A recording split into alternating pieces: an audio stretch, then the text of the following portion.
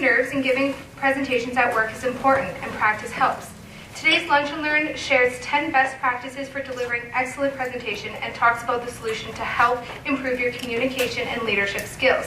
Our presenters from the License to Speak Toastmasters Club, which meets here in St. Albert, please welcome Karen Carlton. Thank you, Kirsten. And she even did it Toastmaster style, so extra points there. So I imagine a lot of you give presentations. How many people here have given presentations at work? Or are going to give presentations at work? So there's a few of you, for sure. Now, I don't know how many people are in my age category, but I expect there's a few that might remember a comedian, Jerry Seinfeld. Now, Jerry Seinfeld's famous for saying that there's two great fears in life. One of them is death, and the other one is public speaking. Now, interestingly, he also said that given that, most people, if they were at a funeral, they'd probably rather be in the coffin than up there giving the eulogy. So no word of a lie, presentations can make people very nervous and anxious. And how that represents in the body, people sweat. Some people have the death grip on the lectern. Other people have butterflies in their stomach. And all of these things are perfectly normal. So giving presentations can be actually a very daunting thing, whether they're external or they're internal. Say, for example, if your supervisor is there, or the director of HR is there, or your supervisor is the director of HR, that kind of thing. So practice and a little bit of know-how will actually help you feel more comfortable giving presentations. And it takes some time, but after a while, it'll be like water off a duck's back, no problem at all. So delivering presentations can take some practice. Feedback definitely helps. And what you want to avoid, like I alluded to here, is death by PowerPoint. And by death by PowerPoint, I'm talking about a monotone speaker reading word for word the text-filled slides in a very monotone voice. How many people have experienced that? Chantal never has. Yeah, I think we all have. And obviously, we don't want to do that to our audience. And we want them to listen to us, especially if we have something really important to say about a project that we're doing or something we want to promote as an initiative. So definitely today we're going to share 10 best practices of presentations. You'll also, later on, I'll bring my colleague in from the License to Speak Toastmasters Club, and he'll talk a little bit more about a solution that you can engage in right here in this very room that will help you develop communication and leadership skills. So we're going to count down, again, this kind of dates me, much like the David Letterman list. We're going to count down the top 10 tips. The first one really is all about planning for your audience. So you want to think about who they are. Why are they there? What are they hoping to get out of it? What are the characteristics of that group?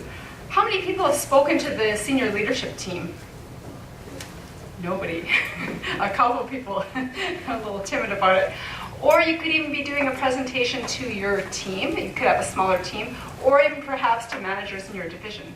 So either way, you want to tap into who those people are, what are their interests, what are their preferences, how do they like to be given information, and even some of their biases. So even, for example, if you throw out a metaphor about golfing, that might go over really well with the senior management team.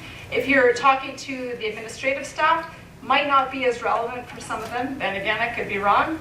They could be all about the golf. So you want to tap into whatever is really something that's going to get them jazzed. Really having that customized approach, because that is what's going to help reach them. And it also makes for just more engaging listening and more likely that they're going to stay paying attention. So the other thing you want to do is you want to get people's attention right away. Now, one of the things I tried to do was have an engaging sounding topic and intriguing. Death by PowerPoint. Never heard of that? Oh, bullets. Okay. So it gives you something to think about and gets people hooked. Now, one of the other things I did was I alluded to Jerry Seinfeld. A lot of you probably know who he is. So again, a quote that's clever, or even a shocking statistic. Say if I was doing a presentation on the dangers of driving impaired or other challenges while driving that can cause accidents, I might start with a statistic like, do you know that if you were texting and driving, you're 24 times more likely to have an accident? And let that hang in the air. that tends to draw people in. Again, you capture their attention right away. Having them awake and paying attention is half the battle, trust me on that one. So you want to be engaging at the start, and hopefully they'll keep listening so that they get your message. WIIFM, how many people have heard of that? Anybody? A few? What does it stand for? What's in it for me? What's in it for me? I like to call it everyone's favorite radio station, WIIFM. It's so true. We all want to hear or tune in to what's important to us. So for example, those of you in the room who are parents, your ears might perk up when you hear about a parenting technique or something, if you've just had a baby, something for babies that's recommended. Those of you who haven't, well, that might not be as relevant to you. So you want to tap into what's going to be relevant to them. Again, thinking back about the audience, what are their priorities? What do they need to know? What do they need to do after? So really, the what's in it for me is the value add that they're going to get at the end of the day out of your presentation.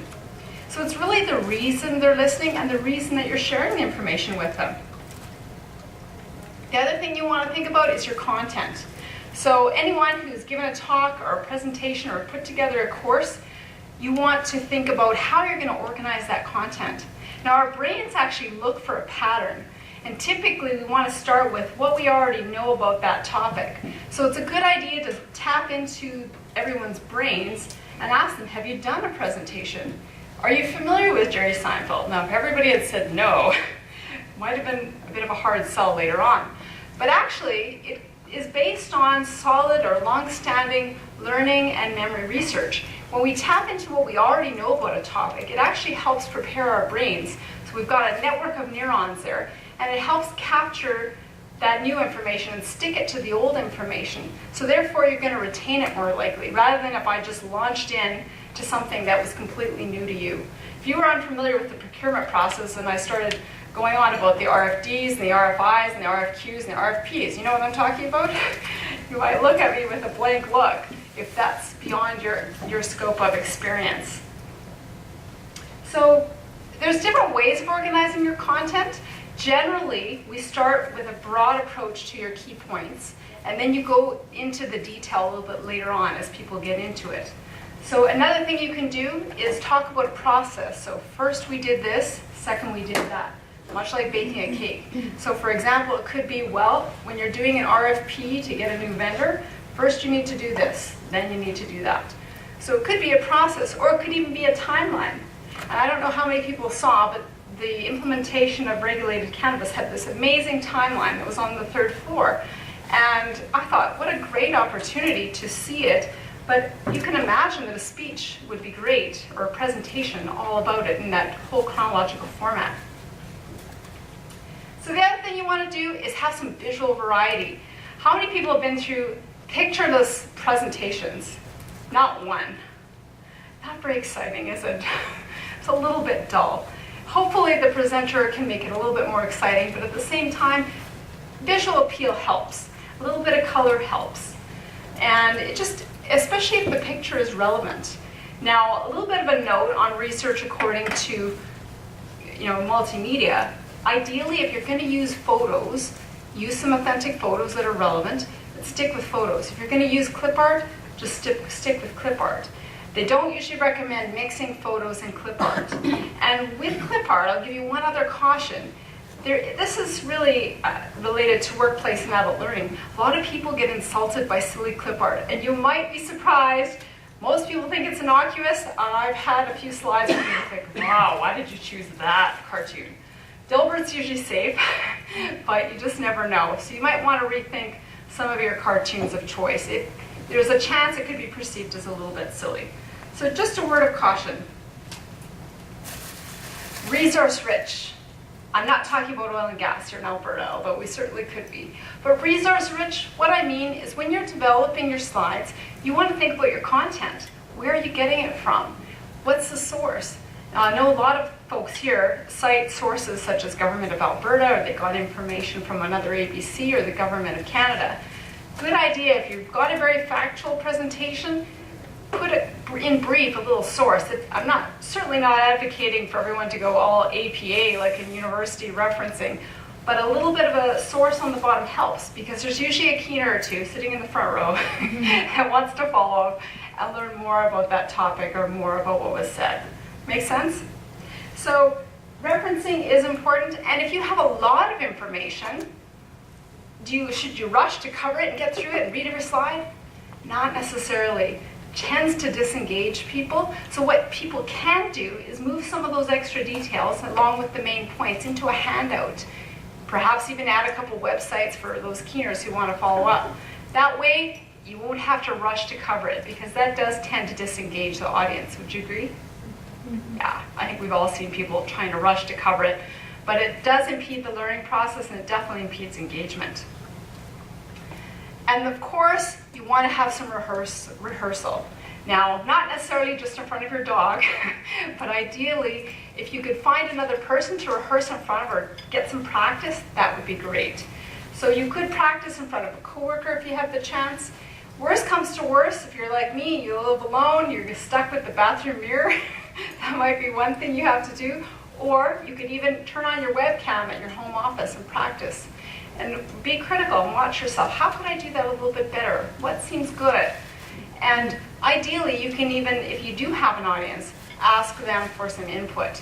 But practice, especially timed practice, will help you a lot. A lot of people will practice, and it's just as easy. Most people have their phone sitting in front of them right now. Turn on your timer. Make sure you're on time. You want to avoid disrespecting the audience's time by going over or running short. Hopefully my time is okay. Excellent. So related to that, of course, is if you have somebody who's able to watch you and provide some feedback, all the better. Now, hopefully you've also got somebody who can give you some honest feedback and some helpful feedback. Not just, wow, I thought your hair looked great, but more like, I couldn't really hear you. I found the slides, the font was a little small. I had trouble seeing it. So things like that, if several people see it, if you've maybe practiced for a couple people, that's a good cue that you probably want to change it up. So a little bit of feedback helps, and if you think about it, none of us as human beings can step outside ourselves and beyond that subjective perspective, so we need feedback from others to see how we're doing. So it could be your supervisor telling you, you know what, you sound a little bit harsh there. It could be a coworker saying, you know what, you got spinach between your teeth, something like that. But the feedback does help. It helps us improve, and I like to call feedback the low-hanging fruit of performance improvement. Make sense? So we only get better by gaining that self-awareness and thinking about how we can change in the future. And of course, choosing to change, whether it's with Toastmasters or any other solution that we might come up with. So number 2, you want to sound engaged and excited. If you are getting up there and you're reading things in a very monotone voice, I think we've all been there, it's not very stimulating. And this is where people are going to reach for their phones, they're going to reach for some toys, they're going to start doodling, and unfortunately they're not engaged. How many people have seen that, where you've just had to be sitting through something and it's not fun, is it? No, it's not fun. So we want to avoid doing that. Now, can you get really excited and fired up about procurement? Yes, you can. If you are into it, then you can. If not, fake it till you make it. You've got to be excited about the topic. And I used to teach fitness years ago. I know it might be surprising, but I had one really renowned fitness instructor, and he told me this: if you don't give 110%, you can't expect your participants to even give 60.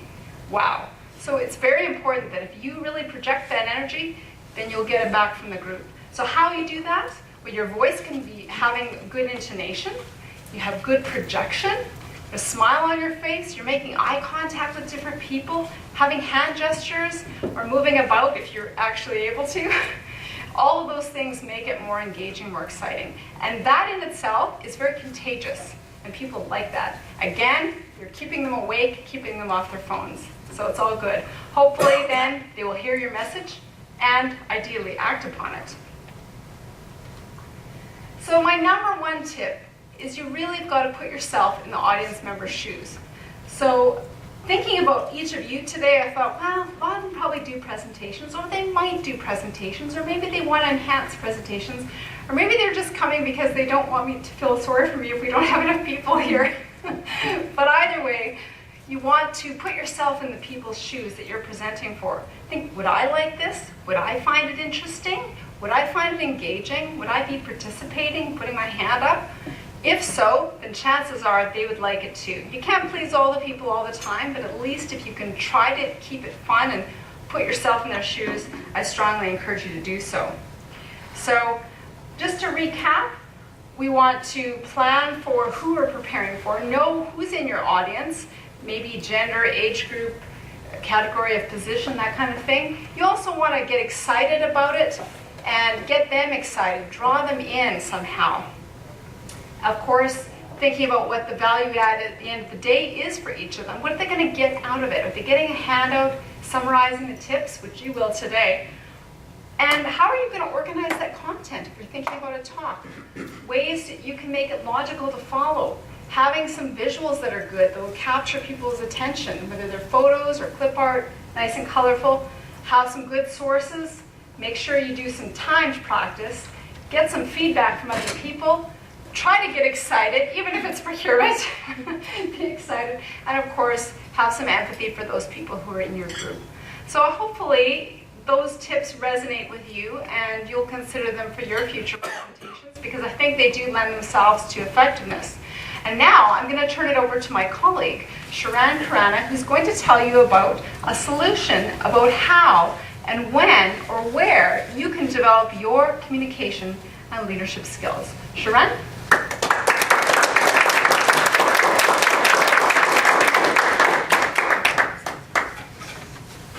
Thank you very much, Karen, for the top 10 secrets, I would say, because you are definitely a good presenter and probably they are your secrets and you have been able to impress all the audience. That's great. You're able to hear me and then? Okay, then maybe I can move a little bit here and there. Okay, so I'm going to take her presentation to the next level, where probably I will tell you how to build up these success secrets and where to build those success secrets. And I just want to know how many of you have heard about Toastmasters? Oh, quite a few. That's a great thing to know. Well, Toastmasters is an international organization. They are world leaders in developing communication and leadership skills.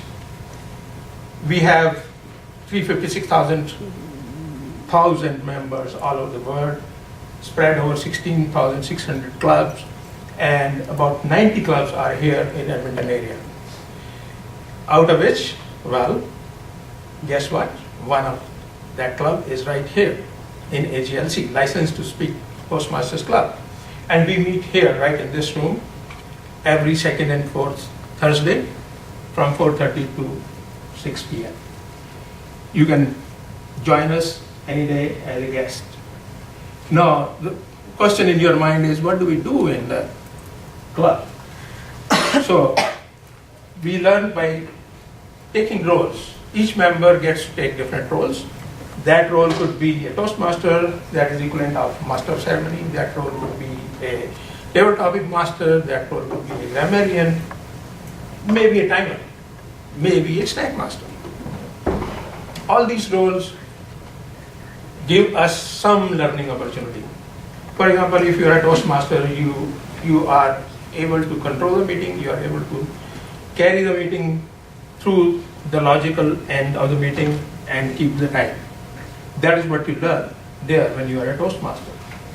When you are a grammarian, you learn to pick up the errors which generally the speakers make in speaking grammatically, or making so many ums and things like that.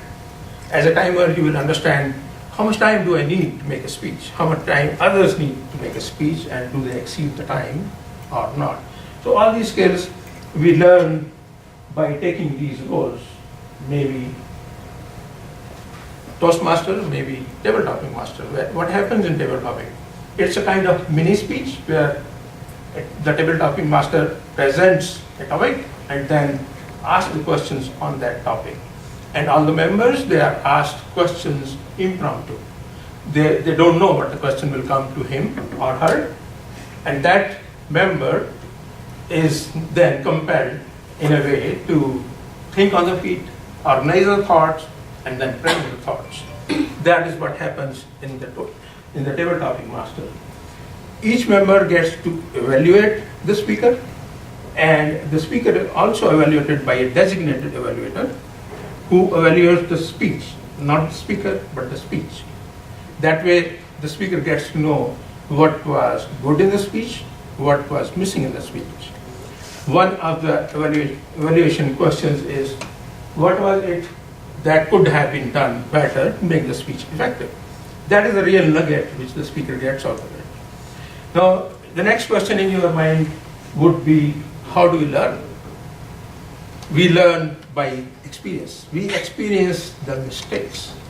There is an opportunity of making an error. There is an opportunity of taking the risk in front of your own colleagues, in front of your friends, which is not intimidating. If you try to make a mistake in front of your boss or your executive member, then it hurts, right? You feel bad. But if you're making that mistake or error and getting a proper feedback also in front of your own friends, that's very easy to learn. Why not do it? That is just non-intimidating, very friendly environment, and then we also have fun items. Like some of the meetings are potluck meetings, some of the meetings are humor related. Each meeting has got a theme, and you prepare, everybody prepares on that theme, and then we talk about that theme. That is how we learn. Each member also gets to mentor somebody, and when a new member comes, he is assigned a mentor. That way, you get the experience of mentor, and the new member gets to be a mentee. So both the experiences are very good. That is how we learn. We learn it by making our own mistakes. That is a great way of learning. There is no harsh timelines for you to finish your speeches. You can make one speech in a month, one speech in 3 months, maybe one speech in a year. There is no timeline, compulsive timeline for you. Well, then you can say, well, I am learning these skills. Are they valuable? Well, all these skills are valuable. They are workplace related skills. The employers are looking for those skills, and management wants the employees to develop those skills. That is why our management is supporting AGLC, management is supporting our club. They are offering this room for us to conduct meetings. They want members to learn these skills. These skills are very well recognized by our employer. These skills are such skills which you can mention in your performance appraisal, you can mention in your resumes, you can mention in front of your superiors, your boss, whosoever that person is. You can talk about it amongst your colleagues. It's a very good thing to learn, and I think I have learned a lot, and I see some of the members sitting here, and I believe I can ask you a question. Did you learn something in the club, in the Toastmaster Club, right? So they are learning, we are learning, everybody can learn. That's a great thing to do. Now, these are the skills which you are learning, and you can see it for yourself. Effective presentation, yes, employers need it. Productive meeting, employers need it. These are the skills which all the employers are seeking, and Toastmasters is offering these skills to everyone who comes. Why not come and join us as a guest? Maybe tomorrow we are having a meeting right here. And then every second and fourth Thursday we meet here. All the meetings are fun-filled, easy to go. There are no compulsion from anybody. You can, if you are coming as a guest, you can keep coming as a guest for a couple of meetings and then decide for yourself whether it is for you or not. The last question from your side is, what is it in for me? The question which Karen really raised. Well, these are skills which you learn. These are very good skills which are valuable, which can really improve your resume, which can really improve your chances of maybe internal promotion, maybe outside if you go. These are the very valuable skills. And I will request all of you to join us in our meetings as guests. Second or fourth Thursday, if you want to know more about the club, you can contact Nabil or Vlad, they're right here. And then we are having, somebody has played the role of snack master, and they have brought some snacks here. Thanks to Marlene and Rosina and all other people who have designed these snacks. Oh, and they have a quotation on each one of it, which is matching whatever the gift is. Well, this one is a good one. Get more and more comfortable with being uncomfortable. Join License to Speak Toastmasters Club. That's a good one. You are welcome to share these. You can welcome to pick up these flyers, put up your name if you want more information. And of course, you can join us in our meetings. That's it from me for now, and we still have a couple of minutes for your questions if you have any. Thank you.